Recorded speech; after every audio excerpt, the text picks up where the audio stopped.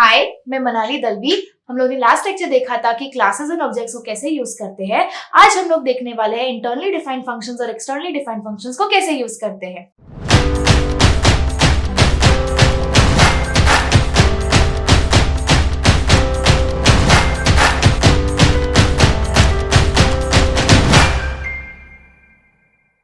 Now when I say functions, हम लोग ने लास्ट 4 टॉपिक्स में किया था इन सी, function with argument, function with no return value, etc etc. We had done those 4 types of function.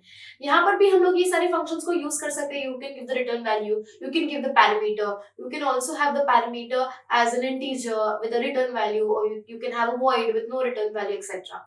Now, when I say functions in C++, they are majorly categorized into 2 parts. They are first called as your internally defined functions and next is called as your externally defined functions. Now, when I say it is internally defined functions मतलब क्या होता है?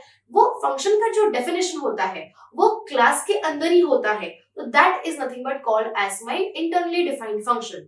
So in C we had done something, the 3 little steps. First is declaration, next is definition, and the third is calling. So when I say declaration and the definition both is done within the class, then it is termed as my internally defined functions. And externally defined functions are those functions which are defined outside the class. The declaration happens in the class, but the definition is done outside the class, then that is termed as my externally defined functions. And these externally defined functions make use of something called as a scope resolution operator. So let's see in detail how you're going to use them in classes and objects. So we have taken the problem of internally defined functions. I think हम लोग ने normal classes and objects में कैसे last time program किया था. It's the same concept. So for example, if I want to find the area of circle, then how I'm going to do that? यहाँ पर हम लोग ने क्या किया है? Hashtag include हम लोग ने IOString लिया है using namespace std. फिर हम लोग ने class area लिया है. तो class area के अंदर हम लोग ने क्या किया है? फ्लोट में रेडियस लिया है, पाई का वैल्यू हम लोग ऑलमोस्ट डालेंगे और आंसर लिखा है for my temporary variable to store the value. So void get के अंदर पब्लिक में हम लोग ने क्या किया? Enter the value of radius. C में हम लोग ने रेडियस किया. वॉइड कैलकुलेट में answer equal to 3.14 because the constant pi value into r और हम लोग ने वॉइड डिस्प्ले में हम लोग ने क्या किया? उसको डिस्प्ले किया है. तो यहाँ पर क्या हो रहा है? जो भी गेट का वैल्यू है, कैलकुलेट का वैल्यूज है एंड योर डिस्प्ले का जो भी डेफिनेशन है वो क्लास के अंदर ही हम लोग ने लिखा है. That is what is called as internally defined function. और अगर मुझे वही प्रोग्राम के अंदर कॉल करना है तो हम लोग ने क्या किया है? जो भी क्लास है एरिया का हम लोग ने यहाँ पर लिया a. So a dot gate किया तो वैल्यू किया रेडियस का, a डॉट कॉल किया तो ऑटोमेटिकली कैलकुलेट फंक्शन कॉल होगा और हम लोग ने a डॉट डिस्प्ले किया तो ऑटोमेटिकली मेरा डिस्प्ले फंक्शन कॉल होगा. तो these are nothing but called as your internally defined functions. Now let's take an example of how you are going to work on externally defined function. As I told you, externally defined functions में we are going to use something called as your scope resolution operator. So what is a scope resolution operator? A scope resolution operator is nothing but called as your 4 dots. 4 dots, 2 colons are nothing but your scope resolution operator. Now, when I say what is the format of writing a scope resolution operator, a scope resolution operator will always be preceded by the class name on which class you are going to use it. So the entire syntax is nothing but void. You will whatever the return type is, the class name, scope resolution operator and the function name. So let's see how you're going to call the area of circle or area of rectangle using this scope resolution operator. तो हम लोग ने यहाँ पर क्या किया है? hashtag include IOString लिया है using namespace std.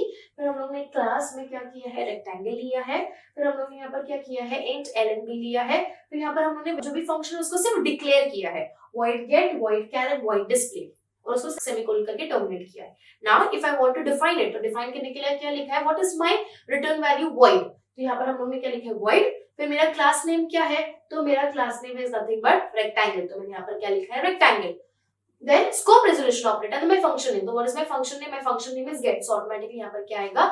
Get function आएगा. तो get function में enter the length and breadth और scene में हम लोग ने length and breadth that is lnb लिया है. Very similarly, we have done for the calculate function. So calculate function first is the return value. So void is the return value. Then is my class name. What is my class name? Rectangle. Then you have the scope resolution operator, and then you have the function name which is nothing but calculate. तो हम लोग ने answer के अंदर क्या लिखा है? ln to b किया है और डिस्प्ले फंक्शन में हम लोग ने वैसे ही उसको लिखा है.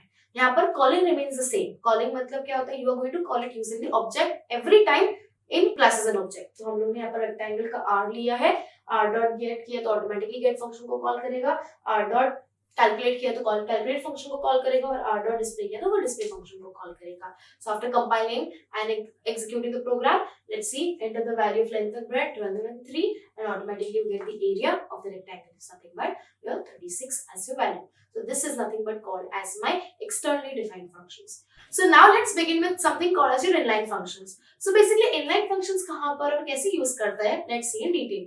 तो जब भी मुझे फंक्शन को इनलाइन बनाना पड़ता है तो उसको मैं क्या यूज करूंगी, इनलाइन कीवर्ड यूज करूंगी to make that function as inline. So why do we use inline functions? Because inline functions क्या करता है, वो रिड्यूस करता है जो भी ओवरहेड हो रहा है वो फंक्शन के अंदर, it reduces that overhead. Plus whenever you know that inline function is being called, so that part entirely is substituted by the function call of inline function. So it is done automatically by the compiler at the compile time. So अगर वो code छोटा है तो उसका efficiency भी increase होता है because of the line code. Plus inline function जो भी होता है वो हम लोग लूप्स के साथ, switch case, go to statement और जो भी फंक्शन अगर रिकर्सिव है उसके साथ हम लोग यूज नहीं कर सकते. तो just to reduce the function overhead, overload जो होता है फंक्शन के ऊपर, वो कम करने के लिए हम इनलाइन फंक्शन को यूज करते हैं. So let's see the entire program of how you're going to use the inline function in detail. We also have something called as internally defined functions. Let's take a brief about it. What exactly is an inline function and how you're going to use it. So in this program हम लोग ने क्या किया है, hashtag include iostream, फिर using namespace std, फिर हम लोग ने यहाँ पर क्या किया है, क्लास ऑपरेशन लिखा है और यहाँ पर हम लोग ने लिखा है integer a b c d and my answer. So मुझे नॉर्मली आंसर में वैल्यू स्टोर करना है तो यहाँ पर हम लोग ने किया है. तो हम लोग ने यहाँ पर क्या किया है, इंट ऑपरेशन के लिए हम लोग ने void get values किया है, फिर void sum and void difference करके हम लोग ने यूज किया है. Now whenever I say inline functions are always preceded by a inline keyword. यहाँ पर हम लोग ने externally defined function से उसको कॉल किया है. So we have taken inline, the void is nothing but my return value, my class operation name, scope resolution operator and my get function, that is my function name.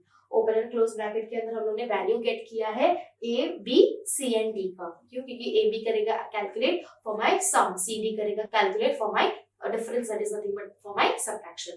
फिर sum and difference तो लिया है हमने, तो सम and difference, सम में हम लोग ने क्या किया, वापस उसको इनलाइन बना के हम लोग ने आंसर में c प्लस d किया है और फिर हम लोग ने आंसर 1 में हम लोग ने a प्लस b किया था सम में, तो c माइनस d करेंगे हम लोग आंसर 1 में. तो आंसर 1 में हम लोग ने डिफरेंस स्टोर किया है माइनस का और उसका हम लोग ने क्या किया, एडिशन किया है और फिर void डिस्प्ले में हम लोग ने प्रिंट किया. But every function that we have written it is always with the word that is nothing but keep in line.